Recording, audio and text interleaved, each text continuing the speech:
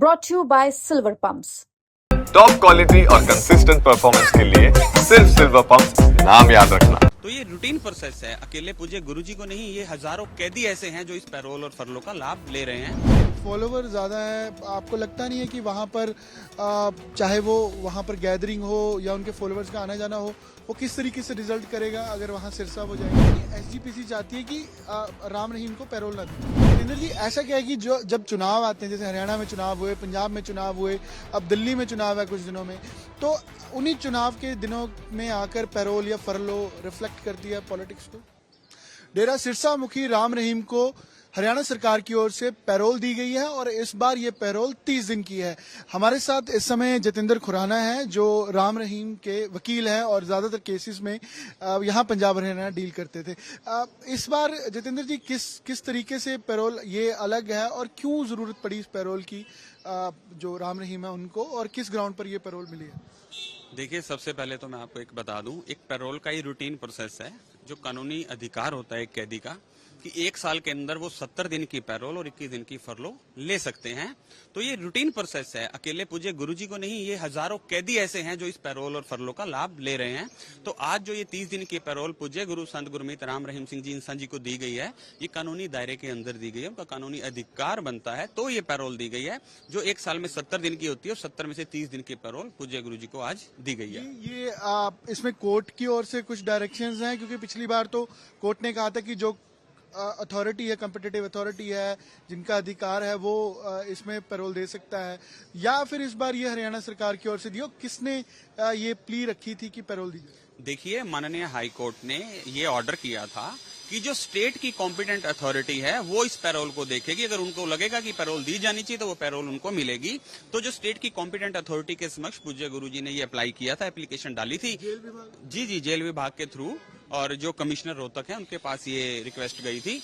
तो स्टेट की competent authority ने ही उन्हें आज 30 दिन की पैरोल दी है और आज सुबह ही पूज्य गुरुजी सिरसा आश्रम में पधारे हैं। ये पहली दफा की सिरसा गए हैं, क्योंकि इससे पहले तो यूपी और जगह कई जगह गए हैं। देखिए, क्या होता है कि जब एक कन्विक्ट जब अप्लाई करते हैं, एप्लीकेशन लगाते हैं पैरोल की, तो उसके अंदर मेंशन करना होता है कि आप कहाँ की लेना चाहते हो। तो आज से पहले जो पूज्य गुरुजी ने एप्लीकेशन लगाई थी, जो अप्लाई की थी, वो बागपत यूपी आश्रम के लिए की थी, तो उन्हें वहां दी जाती थी। जो इस बार पैरोल अप्लाई की गई है वो सिरसा आश्रम के लिए की गई थी, तो उन्हें सिरसा आश्रम के लिए ये पैरोल दी गई है।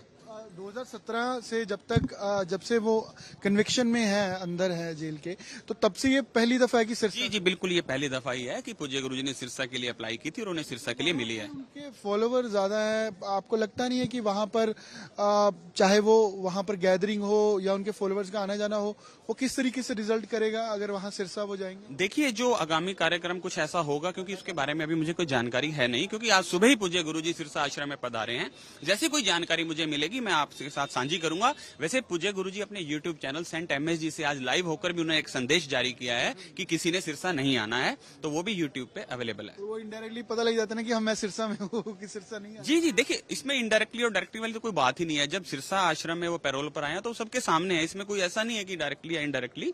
पूज्य गुरुजी ने हनीप्रीत लेने गए थे, उनको कौन कौन लेने गए? देखिए, उसके बारे में मुझे पूरी जानकारी है नहीं। देखिए, परिवार के लोग हमेशा जाते हैं लेने, तो हो सकता है इस बार भी गए होंगे जी। पर एक ये कहा जाता है कि बार बार क्यों पैरोल दी जा रही है? ये इस साल की पहली पैरोल है या अब तक जब से वो कन्विक्शन में है उसके मुताबिक देखा जाए? देखिए, 1 साल के अंदर मैंने आपको बताया 70 दिन की पैरोल होती है, वो जनवरी से स्टार्ट हुई थी, तो ये जनवरी में 70 में से 30 दिन की पैरोल उन्हें स्टेट की कॉम्पिटेंट अथॉरिटी द्वारा आज दी गई है। महीने जो 11 महीने बच गए हैं उसमें अब वो 40 दिन ही पैरोल ले सकेंगे और 21 दिन की फरलो ले सकेंगे। जी बिल्कुल, जो 11 महीने बचे हैं उसमें वो 40 दिन की पैरोल और 21 दिन की फरलो ले सकते हैं। एसजीपीसी की ओर से भी पिटीशन दाखिल की गई थी कि बंदी सिंह है या और ऐसे लोग हैं, ह्यूमन राइट एक्टिविस्ट हैं, उन्होंने कहा था कि क्यों एक रेप के जो कन्विक्ट हैं सजा काट रहे हैं, उनको क्यों बार बार बाहर लेकर आया जा रहा है, क्यों उनको बाहर पैरोल पर लाया? देखिए, वैसे किसी के बारे में ऐसा कहना मेरा उचित नहीं रहेगा, लेकिन मैं इतना जरूर कहना चाहूंगा आपके चैनल के माध्यम से, जिनका भी ये कानूनी अधिकार बनता है उनको ये पैरोल और फरलो दी जानी चाहिए। और जैसा कि आप बात कर रहे हैं जिनकी, उनके अभी कोई डॉक्यूमेंट मैंने ऐसा कुछ देखा नहीं है, लीगली मुझे कोई जानकारी है नहीं, तो उनके बारे में अभी कुछ कहना मेरे लिए उचित नहीं होगा। सिर्फ इतना ही कहना चाहूंगा, अगर लीगली उनकी एंटाइटल हैं, वो कानूनी अधिकार किसी का भी है, तो उसको ये पैरोल फरलो दी जानी चाहिए। कहा था कि एसजीपीसी चाहती है कि राम रहीम को पैरोल ना दी जाए। देखिए, मैं तो यही आपके चैनल के माध्यम से कहना चाहूंगा, अगर कोई इस तरह की बातें कर रहा है तो उन्हें आप पहले कानूनी किताबों को पढ़ लेना चाहिए, पूरा लीगल देख लेना चाहिए कि कानूनी दायरे के अंदर ये सब कुछ हो रहा है। जब वो लीगल किताबों को, कानून की किताबों को पढ़ लेंगे, पैरोल एक्ट को पढ़ लेंगे, मुझे नहीं लगता कि वो दोबारा से ऐसी बात करेंगे। जितेंद्र जी, ऐसा क्या है कि जो जब चुनाव आते हैं, जैसे हरियाणा में चुनाव हुए, पंजाब में चुनाव हुए, अब दिल्ली में चुनाव है कुछ दिनों में, तो उन्हीं चुनाव के दिनों में आकर पैरोल या फरलो रिफ्लेक्ट करती है पॉलिटिक्स को?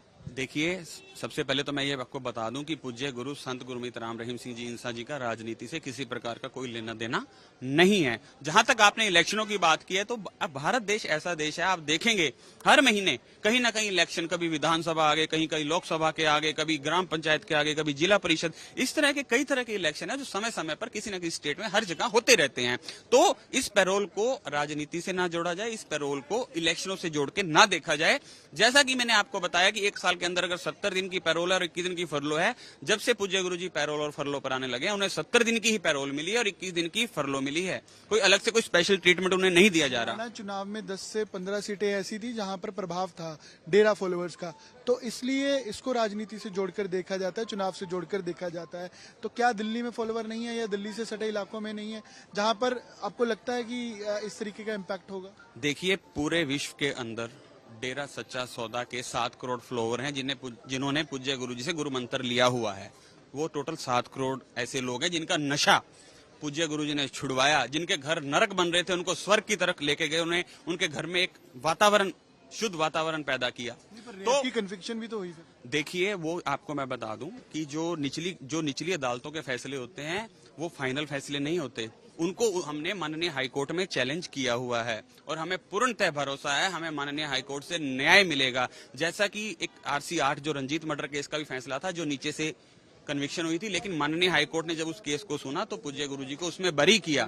इसीलिए मैं आपको कहना चाह रहा हूँ, जो निचली अदालतों के फैसले होते हैं वो फाइनल फैसले नहीं होते। फैसला भी आपको लगता है, रेप और हत्या का फैसला भी? देखिए, बिल्कुल जितने भी पूज्य गुरु जी के ऊपर जो केस लगे हुए हैं, हमें पूर्णतः माननीय हाईकोर्ट पे पूर्णतः भरोसा है कि सभी केसों के अंदर पूज्य गुरु जी बरी होंगे। इस रेप केस में भी बरी? सभी केसों में बरी होंगे, जितने भी केस हैं, चाहे रेप का चाहे कोई और है। इसका दिल्ली चुनाव से कोई लेना देना नहीं है, किसी प्रकार का चुनाव से पैरोल का कोई लेना देना नहीं है।